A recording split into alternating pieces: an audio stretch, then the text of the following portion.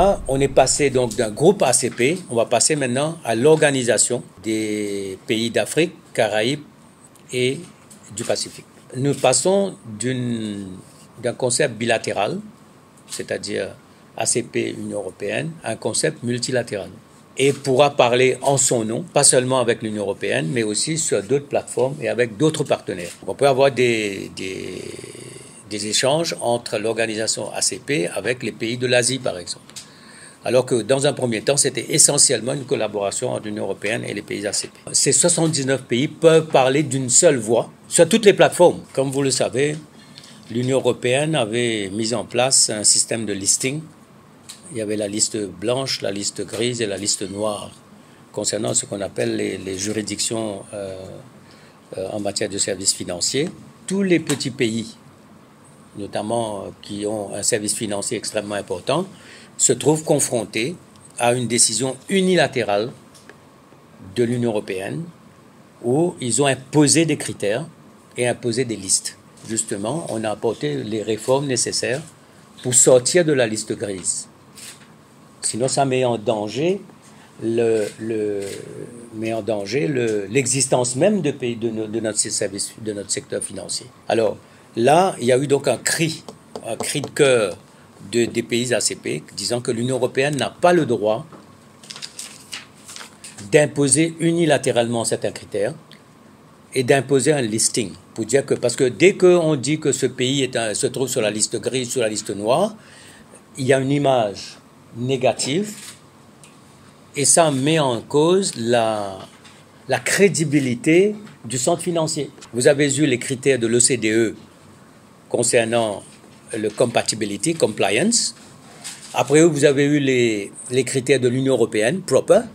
Et après, il y avait les pays à l'intérieur de l'Union européenne qui, eux, avaient établi leurs propres critères. Et là, la France a mis les Seychelles sur la liste noire. Nous avons dit justement que le secteur financier joue un rôle très important dans notre développement économique et le gouvernement est très engagé dans le développement et le renforcement de ce secteur. On demande à l'Union européenne d'engager le dialogue, de donner une sorte de moratoire pour que les pays puissent se mettre à jour.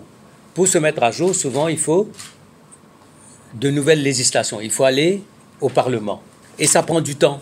Et là, on a demandé que l'Union européenne et les pays ACP travaillent avec les Nations unies pour avoir des critères imposés sur le plan international pour tout le monde. Et non pas qu'un pays, ou l'Union européenne d'un côté, le CDE de l'autre côté, la France ou la Hollande de l'autre côté, chacun impose ses critères. Parce qu'il y va de la crédibilité et de l'existence même de notre service financier. Et j'ai rencontré aussi le président kényan qui était venu à Maurice, M. Kenyatta. Concernant le Double Taxation Agreement, qu'on a déjà signé, qui a été signé à Washington, cet accord doit être ratifié par le Parlement kényan. Et le président m'a déclaré que ce sera ratifié à la prochaine rentrée parlementaire. Donc c'est extrêmement important pour nous parce que nous voulons à tout prix assurer que Maurice devienne le centre financier pour l'Afrique, pour les échanges financiers entre l'Europe et l'Afrique, entre l'Asie et l'Afrique. L'île Maurice a fait un plaidoyer auprès de l'Union européenne pour demander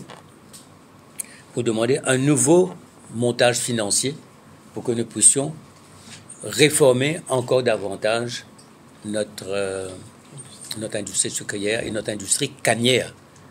Tous les pays du Sud demandent pour le sucre un nouveau montage financier pour que les pays puissent justement diversifier davantage leur production de sucrière et aller vers ce qu'on appelait justement une valeur ajoutée, comme je vous l'ai dit, sur la chaîne de valeur ajoutée. Pour la Tanzanie, il est question de l'acquisition pour le Kenya aussi, ils veulent acheter du sucre sur Maurice.